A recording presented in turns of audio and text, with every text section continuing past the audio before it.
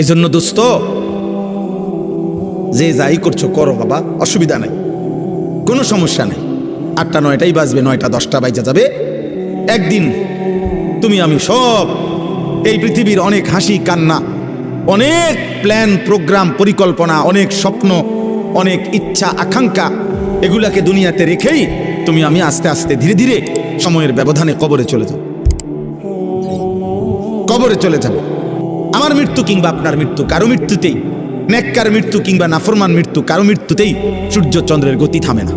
রাসূলুল্লাহ সাল্লাল্লাহু আলাইহি সাল্লাম বলছেন, হাদিসের মধ্যে আছে, নবীজির একজন সন্তান হযরত ইব্রাহিম রাদিয়াল্লাহু তাআলা আনহু, নবীজির সন্তান ইন্তেকাল করছিলেন। তো সেদিন চন্দ্রগ্রহণ লাগছে, চন্দ্রগ্রহণ হয়েছিল। তো সাহাবারা কেউ কেউ মন্তব্য বা কেউ কেউ বলছে নিশ্চয় নবীজির সন্তানের বিরহে চন্দ্রগ্রহণ লাগছে। তখন আল্লাহ নবী সাল্লাল্লাহু আলাইহি ওয়াসাল্লাম তৎক্ষণাৎ সাহাবায়ে কেরামকে মসজিদের মধ্যে জমা করে, দেখেন অনেক ছেলে এখনো মোবাইল ধরে রাখছে, দেখেন, আহা, যাও বাবা বাইরে যাও, বাইরে যাও, আব্বা ঘুরে দাঁড়াইছো কেন, বাইরে হয়ে যাও, একবারে বের হয়ে গেলেই হলো, অসুবিধা কি? এখানে ভোটের কোনো বিষয় নাই। জি, অতএব বলতেছে রাসূলুল্লাহ সাল্লাল্লাহু আলাইহি ওয়াসাল্লাম তখন সাহাবায়ে কেরামকে মসজিদে নববীতে ডাকছে। ডাইকা নবীজি খুতবা দিয়া বলছে যে আল্লাহর কসম সাহাবারা শুনো, নিশ্চয়ই কারো মৃত্যুতে সূর্যগ্রহণ কিংবা চন্দ্রগ্রহণ হয় না, হয় না, বরং সেটা আল্লাহ তাআলার কুদরতি নিজাম। আল্লাহ তাআলার কুদরতি নিজাম, সব কিছু আল্লাহ তাআলা তার ধারাবাহিক নিজামে আল্লাহ তাআলাই চালাচ্ছে। এর জন্য আজকে আমার প্রথম কথা এটা যে কবরবাসীদের মাগফিরাত কামনায় মাহফিল। ধরে নেন কবরবাসীদের কথা মনে পড়েন, ওনাদেরও অনেক স্বপ্ন আকাঙ্ক্ষা পরিকল্পনা ছিল। ব্যস্ততম এই দুনিয়ায় ওনারাও, আমার আব্বারে আমি যতদিন বুঝছিল, আমার আব্বারে আমি যতদিন দেখছি, আমার আব্বা ফজরের নামাজের পর থেকে রাত 10টা পর্যন্ত আব্বাকে দেখতাম। এক নম্বরে উনি মানুষের বাসায় বাসায় কুমিল্লা শহরে একটা সাইকেল দিয়া প্রাইভেট পড়াইতো, এই বাচ্চাদেরকে কোরআন শরীফ শিখাইতো। আমার আব্বা আলেম ছিলেন, 5 ওয়াক্ত নামাজ মসজিদে ইমামতি করতেন, আর একটা প্রাইমারি স্কুলে মাস্টারি করতেন। এই 3টা কাজ ছিল আব্বার মূল। মসজিদের 5 ওয়াক্তের ইমাম, আর প্রাইমারি স্কুলের মাস্টারি করতেন, আর মানুষের বাসায় বাসায় প্রাইভেট পড়াইতো তখনকার সময়। তো আমার মনে আছে আব্বার এই সারাটা বছর দেখতাম কথা একটাই বেশি কইতো, আব্বা সময় নাই, আমার সময় নাই, যে এটা কইতাম মায় কইতো সময় নাই, সময় নাই, সব কিছুই তাড়াহুড়া, সময় নাই বাবা। ডাক্তার দেখাইতে গেছে, ডাক্তার সাহেবের কাছে আগেই দেখা করেন, ডাক্তার সাহেব আমার সময়, আমার নামাজ, আমার জামাতের টাইম হয়ে গেছে, আমার জামাতের টাইম হয়ে গেছে। এই যার হাতে 1 মিনিট সময় নাই, ব্যস্ততম মানুষটা, সেই 2015 সালের আগস্ট মাসে তিনি কবরে চলে গেছেন। আব্বা আজ তো পৃথিবীতে সময় আছে, আমার আব্বা তো নাই, আমার বাবা তো নাই। এজন্য দোস্ত, তোমারে আমারে রাইখা কবরে দিয়া সময় তার সময়ের গতিতেই চলবে, সময় তার সময়ের গতিতেই চলবে। আবার আমাদের সামনে মহান আল্লাহ পাক রব্বুল আলামিন মাহে রমজান আবারও আমাদের সামনে এনে দিয়েছেন, আবারও সামনে নিয়ে আসছেন। আল্লাহ যেন বলে, বান্দা ঘুরে ঘুরে বিভিন্ন আঙ্গিকে আমি চেয়েছি বান্দা, মূল টার্গেট আমার, কখনো শবে বরাত দিলাম, কখনো রমজান দিলাম, শবে কদর দিলাম, এতেকাফ করতে বললাম, মুহররমে আশুরা দিলাম, জিলহজ মাসের নফল রোজা রাখার সময়গুলো দিলাম। এরপরে সারা বছর আমি আল্লাহ তাআলা প্রতিদিন শেষ রাত্রে আমি আল্লাহ তাআলা বান্দা তোমাকে ডাকলাম, প্রত্যেক শেষ রাতে আমি গুনাহ মাফ করার জন্য আমি ডাকি, শবে বরাতে গুনাহ মাফ করার জন্য আমি ডাকি, জুমার রাত্রে আমি গুনাহ মাফ করার জন্য আমি ডাকি, মুহররমে আশুরাকে কেন্দ্র করে গুনাহ মাফ করার জন্য আমি আল্লাহ ডাকি। রমজানের প্রতি সেকেন্ড ওয়ালিল্লাহি উতাকাউ মিনান নার, আল্লাহর জন্য আল্লাহ তাআলা প্রত্যেক রাত্রিতে কোটি কোটি বান্দার গুনাহ মাফ করে। আল্লাহ বলেন, এভাবে বারবার বারবার চেষ্টা করেছি বান্দা, কখনো রাত দিয়েছি, কখনো দিন দিছি, কখনো মাস দিয়েছি, কখনো 10 দিন দিছি, ওয়ালায়ালিন আশর, কখনো সপ্তাহ দিয়েছি, কখনো ঘন্টা দিয়েছি, কখনো স্থান দিয়েছি কাবা, কখনো দিয়েছি আরাফা, কখনো দিয়েছি মিনা, কখনো দিয়েছি মদিনার রওজা। চারিদিক দিয়া তোমারে চেষ্টা করছি জাহান্নাম থেকে বাঁচাইতে, জান্নাত দিতে, কিন্তু তুমি নাফরমান, কোনোভাবেই আমি আল্লাহরে পাত্তা দিলাম না। তোমার নারী দেখা শেষ হলো না, তোমার সুদে শেষ হয় না, কিস্তি শেষ হয় না, তোমার দোকানদারি শেষ হয় না, তোমার সংসারের চাহিদাই শেষ হয় না, তোমার লজ্জাস্থানের চাহিদাই শেষ হয় না, তোমার অসভ্যতার নোংরামি শেষ হয় না। হায় নাফরমান, একদিন শেষ হবে, সেদিন যেদিন তোর মুখের উপরে কবরের মাটি ফেলবে। দুনিয়া তোকে একদিন মাটি মারবে, মাটি। তোর নাতি তোকে একদিন মাটি মারবে, কবরের মাটি ছুড়বে। আল্লাহ নবী সাল্লাল্লাহু আলাইহি সাল্লাম বলছেন, লা ইয়ামলা আফাহু ইল্লা তুরাব। আল্লাহ তাআলা বলছে দুনিয়া লোভীর মুখ পূর্ণ হবে না কোনোদিন মাটি ছাড়া, মাটি। ওর মুখে মাটি মারবা, কবরের মাটি, কবরের মাটি। এই জন্য একটা ছেলে, একটা বাবা, একজন মা, একজন বোন, প্রত্যেকেই এই চূড়ান্ত টাইমার আর মাত্র অল্প কয়েকটা দিন। সারা পৃথিবীর মোমেনের ইন্তেজার মাহে রমজান। এই মুহূর্তে যাদের আখেরাত দরকার, শুধু ভাত খাবে আর পেশাব করবে, পায়খানা করবে, আর ঘুম যাবে, ঘুমের তুইটা আবার লাফাবে।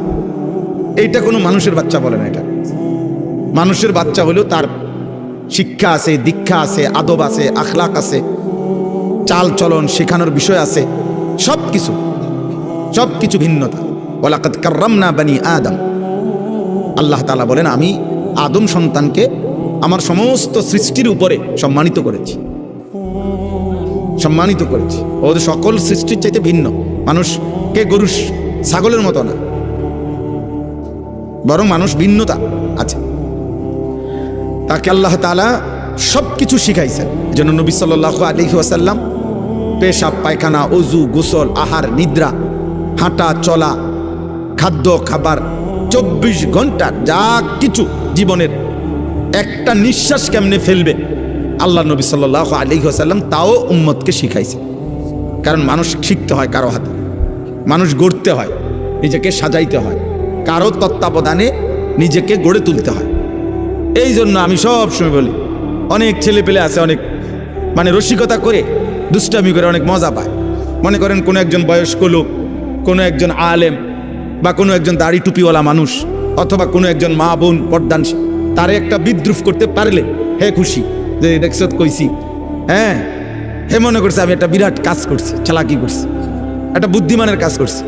বেটা আহাম্মক, বরঞ্চ খবর নিলে বুঝবা যে তোমার উপরে আল্লাহর লানত। এই কারণে তুমি আল্লাহর থেকে বিমুখ,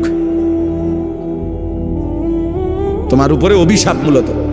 হ্যাঁ, এই জন্য তোমার হালাত, এই জন্য তোমার হালাত। তোমার 365 দিনে, এক বছরে এমন একজন কেউ জোটে নাই যে তোমারে একবার মনে করাই দিবে যে কিরে আব্বা ফজরের নামাজ পড়তি না। এই কথাটুকু বলবে, তোমার এটা দুর্ভাগ্য। এমন একজন মানুষ জোটে নাই তোমার কপালে। তোমার 24 ঘন্টা পার হইয়া এখন তোমার ঘুমের টাইম, রাত 12টা, তোমার কেউ একজন মানুষ তোমার কপালে জোটে নাই যে তোমাকে জিজ্ঞেস করবে যে বাবা আজকে সারাদিনে 5 ওয়াক্ত নামাজ পড়ছো কিনা। এই কথাটা জিজ্ঞাসার মতো একজন মানুষ তার কপালে নেই। এর চাইতে বড় লানত তার কপালে আর কি, এর চাইতে বড় অভিশাপ কি আর। খায় দায়, ঘুম যায়, আবার উঠে পেশাব পায়খানা করে, জন্তু জানোয়ারের মতো। জানোয়ার খায় দায়, ঘুমায়, পেশাব পায়খানা করে, আবার উঠে। এক হাইওয়ান, এক জানোয়ার, এক পশু, যে পশুর আল্লাহ নাই, সেজদা নাই, আখেরাত নাই, হালাল হারামের কোনো পার্থক্য নাই। এই তো জন্তু জানোয়ারের আখলাক। এই জন্য খুব চালাক মনে করো না নিজের, খুব উল্লাস ফুর্তি করো না। বললাম অনেক ছেলে, আমি প্রায় এটা ভাবি, অনেক ছেলে আছে মনে করে খুব বুদ্ধিমান। আরে বুদ্ধিমান না বেটা, তোর বদনসিব বেটা, তোর বদনসিব বেটা, দুর্ভাগ্য বেটা। আলহামদুলিল্লাহ, আমি আমার পুরা ছাত্র জীবন এবং আমার কর্মজীবনেও আল্লাহ আমার এমন মা জুটাইছে। আমার মা প্রতিদিন ফজরের নামাজের জন্য যতক্ষণ ঘুম থেকে না উঠছি, মা ঘন্টা ফিটাইয়া, স্কুলের ঘন্টা টুংটুং করে বাজায়, যে ঘন্টা দিয়া বাইরে দরজার সামনে আমগরে উঠাইছে। মা আমগরে উঠাইছে, আলহামদুলিল্লাহ। বহুদিন আমার যখন একটা বাচ্চা হয়েছে, আমার বিবি বাচ্চা আছে, আমার সন্তান আছে, যখন তখনও মা আম করে দরজার সামনে আইসা দরজার ঘন্টা ফিরত, কইতাম মা উঠছি তো, কইতো না উঠ, দরজা খুলো, লাইট জ্বালাও। শোয়ার থেকে উঠছি তো কইলে হইতো না। তাহলে এটা সৌভাগ্য আমার জীবনে, আমার জীবনে সৌভাগ্য যে আমি ছাত্র জীবনে আমার বড় ভাই আমার দিকে বারবার খেয়াল রাখছে।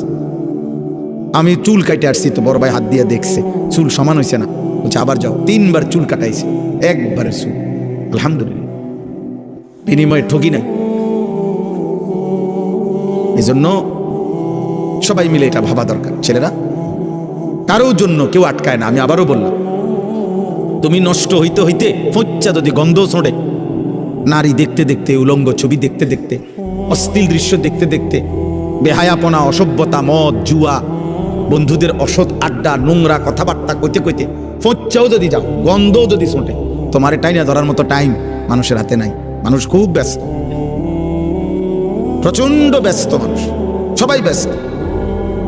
যে যে লাইনে গুনার কাজ যারা করছে তারাও খুব ব্যস্ত, নেকের কাজ যারা করতেছে আলহামদুলিল্লাহ এখন তারাও খুব ব্যস্ত। যে আমি মৌলানা সাহেব বললাম যে ভাই আপনি, উনি মহব্বত করেই বলতে চাইতেছে, তা আমি বললাম না ভাই আপনি আমার এতক্ষণ লাগাই আমার নাম করবেন, আমার এই টাইম নেই। তাহলে বোঝানোর উদ্দেশ্য হলো কারো হাতেই টাইম নেই, কারো হাতে সময় নেই, বুঝলেন? আমি পদে পদে দেখছি বিজিবি, আর্মি, ক্যান্টনমেন্ট থেকে। তো আমি বাসার থেকেও আমার হাসতেছে, বুঝি আজকে সে ওয়াজে যায়। আমি বললাম ওয়াজ না যাইতে আসি, যে দুজনে আটকে যা বুঝে না এলাম বাসা, খালাস, অসুবিধা। আল্লাহর কথা বলার চেষ্টা করবো, না হইলে আইয়ে পড়বো। তো আর আমি কোনো পুঁজি ঘাটাইছি না যে আমার বিরাট মাল লস হয়ে যাবে, বুঝছেন না? গতকালকে রাতে টাঙ্গাইল থেকে আসছি, তখন জায়গায় জায়গায় আর্মি গাড়ি চেক করছে, ব্যাগ চেক করছে, সব চেক করছে, আবার সালামও দিচ্ছে, দোয়াও চাইছে, চেকও করছে। ঠিক আছে ভাই, ঠিক আছে। এজন্য বললাম আব্বা, মানুষ প্রচন্ড ব্যস্ত, প্রচন্ড ব্যস্ত। মানুষের মধ্যে এখন দুনিয়া, মানুষের উপার্জনের চাহিদা বেড়ে গেছে, কর্মের বিভিন্ন সুযোগ বেড়ে গেছে, এবং টাকা পয়সার প্রয়োজনও বেড়ে গেছে। আমি প্রায় বলি, আগে এক বাড়ির মানুষ ছিল 20 জন, টয়লেট বাড়ির ওই কোনাত একটা দিয়ে থাকতো, বেডিত সবাই। অহন 6 রুম, 6টাই বাথরুম। হ্যাঁ, অ্যাটাচ বাথরুম না। তাহলে এখন এই বেচারার 6টা বাথরুমের 4টা বাথরুম যদি করতে হয় তার বিল্ডিংটার ভিতরে, তাহলে কি পরিমাণ স্যানিটারি মালামাল দরকার, অনেক টাকা দরকার। অর্থাৎ যেখানে একটা ঘরের চাহিদা 5 লাখ টাকায় পূরণ হইতো, কথার কথা, সেটা এখন 20 লাখ টাকায় পূরণ হয় না। তাহলে মানুষের এই 15 লাখ টাকার যে ঘাটতি, কমতি, এটা উপার্জনের জন্য তাকে আরো ব্যস্ত, বেশি পরিশ্রম করতে হচ্ছে। হালাল হারাম তো পরে, মানে মেহনত করতেছে সবাই, টাকা দরকার আরো। দুনিয়া স্বাভাবিক চলতে হইলে আরো দরকার, আরো দরকার। আমি বোঝানোর জন্য বলছি। চেহারা দেখো, তোমরা একটা ছেলে দেখো, একজন ছেলে দেখো, মুসলমানের সন্তানের চেহারা এমন হওয়ার কথা। বা আল্লাহ কোথায়, নামাজ কোথায়, সেজদা কোথায়? কেউ জিতলেই কি হবে, কেউ হারলেই কি হবে? হ্যাঁ, যেই জিতুক তার হাতেই তো আমাদের ভাগ্যের পরিবর্তন হয়ে যাবে, ঠিক না? কথা বলে না? হ্যাঁ, আমাদের ভাগ্যের পরিবর্তন হবে না, আমাদের অবস্থার পরিবর্তন হবে। তো আমাদের অবস্থার পরিবর্তন কার হাতে? তো আল্লাহর হাতে। ইউকাল্লিবুল্লাহুল লাইলা ওয়ান নাহার, রাত্র এবং দিন পরিবর্তন করেন আল্লাহ। আল্লাহ ومن كل شيء خلقنا زوجين لعلكم تذكرون والسماء بنيناها بأيد وإنا لموسعون। আল্লাহ বলেন, আসমান আমি বিছিয়েছি, জমিন আমি বিছাইছি, সব কিছু জোড়ায় জোড়ায় আমি করেছি। জমিন থেকে ফসল আমি উৎপন্ন করছি, আসমান থেকে বৃষ্টি আমি নামাচ্ছি, প্রতিদিন ভোর আমি আনি, প্রতিদিন সন্ধ্যা আমি আনি, প্রতিটা রাত আমি ভোর বানাই, প্রতিটা দিন আমি আল্লাহ রাত্রি বানাই। পায়ের নিচের জমিন আমি বিছাইছি, মাথার উপরে এই আসমান আমি স্থাপন করেছি, সব আমি করেছি এবং আমিই করছি, আমি করব, আমি করব। সাখখারা লাকুম মা ফিস সামাওয়াতি ওয়াল আরদ, আসমান ও জমিনের সব আমি আল্লাহ তোমাদের অধীনস্থ করেছি, আমি করেছি। ওয়া যাল্লালনাহা লাহুম, আল্লাহ তাআলা বলেন চতুষ্পদ জন্তুগুলোকে আমি তোমাদের অধীনস্থ করেছি, আমি করেছি। ওয়াল খাইলা ওয়াল বিগালা ওয়াল হামিরা লিতারকাবুহা ওয়া যিনা, ঘোড়া, গাধা, খচ্চর, এগুলোকে যানবাহন হিসাবে আমি আল্লাহ তাআলা তোমাদেরকে চড়তে দিয়েছি। ঘোড়ার পিঠে চড়তে পারো, বাঘের পিঠে চড়তে পারো না কেন? আল্লাহ বলেন এটা আমার কুদরত, আমার ফয়সালা, আমার ফয়সালা।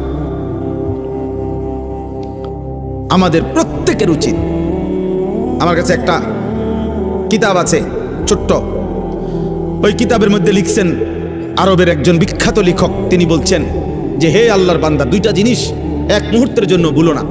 এক হলো আল্লাহ, দুই হলো আল আখিরা। এই কথা দুটা কোনোদিনও ভুলো না। এক হলো আমার একজন আল্লাহ আছে, দুই আমাকে আখিরাতে যেতে হবে। তিনি বলছেন ইসনান লা তানসাহুমা আবাদান, দুইটা জিনিস তিনি নসিহত করেছেন যে হে আল্লাহর বান্দা, এক মুহূর্তের জন্য ভুলো না।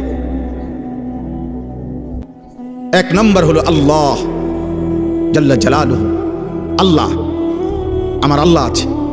আমি হাসি কিংবা কাঁদি, আমি যাই করি, আমি অহংকার করি আর আনুগত্য করি, বড়াই করি আর গর্ব করি, সেজদা দেই আর নাফরমানি করি, আমার আল্লাহ আছে, আমার আল্লাহ আছে। আর আল আখিরা, আমাকে আখিরাতে যেতে হবে, আখিরাতে যেতে হবে। এজন্য কোরআনুল কারীমে উনি একটা সুন্দর উদাহরণ দিছে। ওই একজন ব্যক্তি একটি কওমের, সূরা ইয়াসিনের একটা উদাহরণ দিছে ঘটনার। একজন ব্যক্তি একজন কাটতো, কাঠুরিয়া, হাবিবে নাজ্জার। তো তিনি একটি জাতির সকলেই ছিল বেঈমান, কিন্তু এই একটা মানুষ শুধু ঈমানদার ছিল। তিনজন নবীর দাওয়াতে, রাসূলের দাওয়াতে ওই লোকটি ঈমান এনেছিল। মহল্লার সবচেয়ে দূরে দুর্বল একটা ঘরে থাকতো। তো যখন মহল্লার কাফের বেঈমানরা আল্লাহর রাসূলকে, পূর্ববর্তী জামানার আমাদের নবীর আগের, ঘেরাও দিয়া ধরছে, তখন ওনাদেরকে উদ্ধার করার জন্য ওই একজন ঈমানদার ওনাদের সাহায্যার্থে আসছে। তখন কওমের লোকেরা বলছে আমরা সবাই একদিকে, তুমি কেন ভিন্ন দিকে একজন? তখন তিনি একটা কথা শুধু বলছে, দুইটা উত্তর দিছে কওমের সামনে, দুইটা যুক্তি দেখাইছে। এক হলো ওমা লিয়া লা আ'বুদুল্লাযী ফাতারানি, আমি কেন সেই মালিকের গোলামি করব না যিনি আমাকে সৃষ্টি করেছেন। আরে বেটা, এটা তো সাধারণ কমন সেন্স। যিনি আমাকে সৃষ্টি করেছেন তিনি বললেন, হে জাতি তোমরা কি বলছো? তোমাদের দেখা দেখি আমি আল্লাহর নাফরমানি করব কেন? তিনি আমাকে সৃষ্টি করেছেন, আমি তার ইবাদত করব না কেন? আর কি ওয়া ইলাইহি তুরজাউন। দ্বিতীয় হলো, আমি তো এটাও জানি আমাকে তো তার কাছেই ফিরতে হবে আখিরাতে। তাহলে আমি আল্লাহকে ভুলবো কেমনে? তিনি না আমাকে সৃষ্টি করেছেন। আমি আখিরাতকে ভুলবো কেমনে? আমাকে না সেখানে যেতে হবে। কি চমৎকার উদাহরণ দেখছুনি। ওই ছোট্ট একটা বই আছে না, ইলা শাবাব, গাড়িতে এই বইটা আছে। হ্যাঁ, এই জন্য দোস্ত, যে যাই করছো করো বাবা, অসুবিধা নাই।